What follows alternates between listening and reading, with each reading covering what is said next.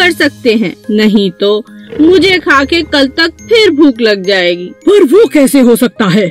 मैं तुम दोनों को खाऊंगा। अरे नहीं नहीं, आप मेरी बात मानो।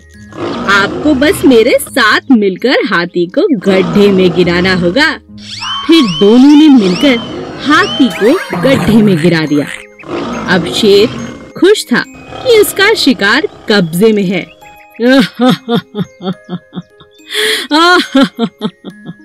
अब तुम इधर आओ चालाक लोमड़ी, खुद को बहुत चालाक समझती हो। अपने प्रिय दोस्त हाथी को भी मेरे लिए धोखा दे दिया। ऐसा कहकर शेर ने लोमड़ी को अपने पंजों में पकड़ लिया और उसे खा गया, जो दगाबाज थी। एक गांव में एक किसान रहता था जो बहुत ही दयालु था। गांव के पास ही एक घना जंगल था जहां बहुत सारे जंगली जानवर रहते थे।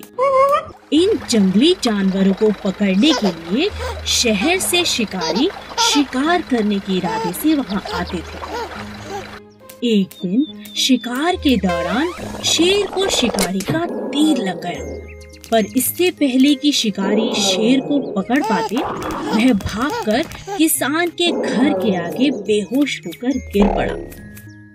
किसान ने जब घायल शेर को देखा तो उसने शेर की मरहम पट्टी की और साथ में भोजन भी कराया। कुछ दिन बाद जब शिकारी दोबारा जंगल में आए तो वह उसी शेर को पकड़ने में कामयाब हो गए। हमें शहर तक पहुंचने में 2 दिन लग जाएंगे। शेर तो मांसाहारी होता है, क्यों ना इसे जंगल से कुछ शिकार करके खिला दें।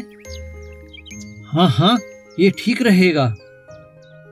तभी शिकारियों की नजर लकड़ियां काटते हुए एक किसान पर पड़ी। यह वही किसान था जिसने शेर की मदद की थी, उसकी जान बचाई थी।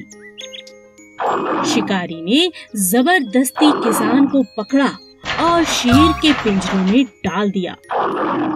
सुनो शेर, अब यही तुम्हारा भोजन है, इसे खाओ।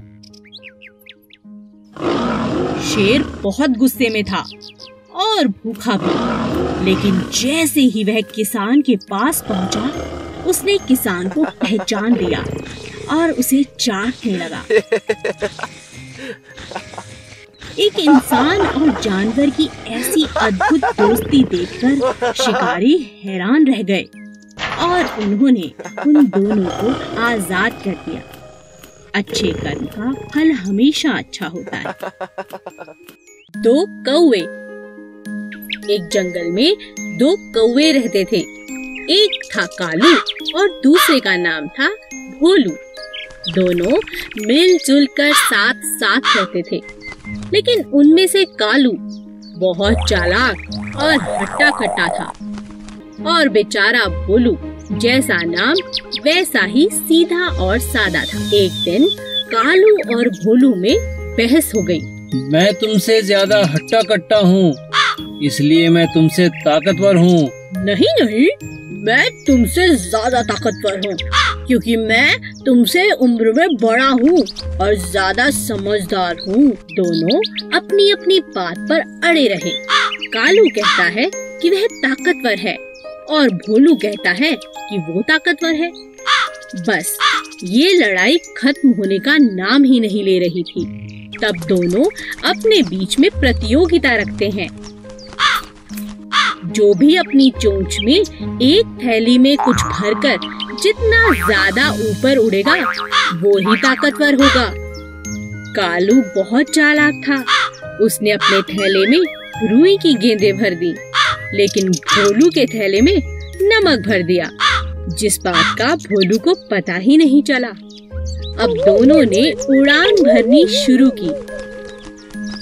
देखते ही देखते कालू ऊपर की तरफ चला गया और बेचारा भोलू वजन के मारे ज्यादा देर तक ऊपर नहीं उड़ पाया। वह नीचे नीचे ही उड़ता रहा, क्योंकि उसकी थैली में ज्यादा वजन था। तभी अचानक बहुत तेज बारिश होने लगी। कालू बहुत परेशान हो गया, क्योंकि रुई की गेंदें बारिश के पानी की वजह से भारी हो गई थी, जिसकी वजह से उसका थैला भी भारी हो गया था। उसे उड़ने में बहुत परेशानी होने लगी। लेकिन भोलू को बारिश अच्छी लगने लगी, क्योंकि बारिश के कारण उसका थैला अब हल्का हो गया था, क्योंकि बारिश के कारण उसके थैले में रखा नमक घुलने लगा था। अब भोलू ऊपर उड़ने लगा और उसने चुनौती भी जीत ली। हमें किसी को धोखा नहीं देना चाहिए। आलसी तोता। एक पेड़ पर 2 तोते रहते थे, किट्टू और मिट्ठू। एक बहुत आलसी और दूसरा बहुत ही समझदार था। एक दिन समझदार तोते ने देखा कि पेड़ की जड़ से एक बेल निकल गई है, जो पेड़ का सहारा लेकर चढ़ती जा रही है। अरे देखो, हमारे पेड़ पर एक बेल ऊपर की तरफ आ रही है। चलो मिलकर इसे काट दें। मुझे तुम्हारी सहायता चाहिए दोस्त। मैं अकेले इस बेल को नहीं काट सकता।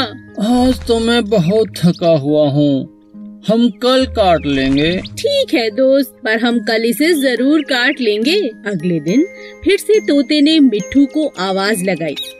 मिट्ठू मिट्ठू देखो, बेल तो दिन प्रतिदिन लंबी होती जा रही है। आओ इसे काट दें। कहीं शिकारी आ गए तो इसके सहारे हमारे बच्चों तक पहुंच जाएंगे। तुम्हें इतनी जल्दी क्या है, कर लेंगे। मिट्ठू तुम बात को समझो, अभी तो बेल नाजुक है, मिलकर हम इसे काट सकते हैं। अगर ये सख्त हो गई तो इसे काटना बहुत मुश्किल होगा। ऐसा करते करते कई दिन निकल गए और बेल पक्की हो गई। तोता रोज मिट्ठू को आवाज लगाता, लेकिन मिट्ठू कोई न कोई बहाना बनाकर टाल देता। किट्टू तोता अपने बच्चों को लेकर दूसरे एक ऊंचे पेड़ पर जाने को मजबूर हो गया, क्योंकि उसे पता था कि मजबूत बेल के सहारे कभी भी शिकारी आकर उसके बच्चे ले जा सकते हैं। मिट्टू, मैं अपने बच्चों के साथ दूसरे एक ऊंचे पेड़ पर रहने जा रहा हूँ। क्या तुम भी चलोगे? यहाँ रहना सुरक्षित नहीं है। मिट्ठू तोता आलसी होने की वजह से हर काम कल पर टालता रहा। इसी तरह एक दिन जब शिकारियों की नजर मिट्ठू के बच्चों पर पड़ी, तो उन्होंने मजबूत बेल पर चढ़कर मिट्ठू के बच्चों को उठा लिया। अंत में मिट्ठू को अपने आलसीपन के कारण बहुत पछताना पड़ा।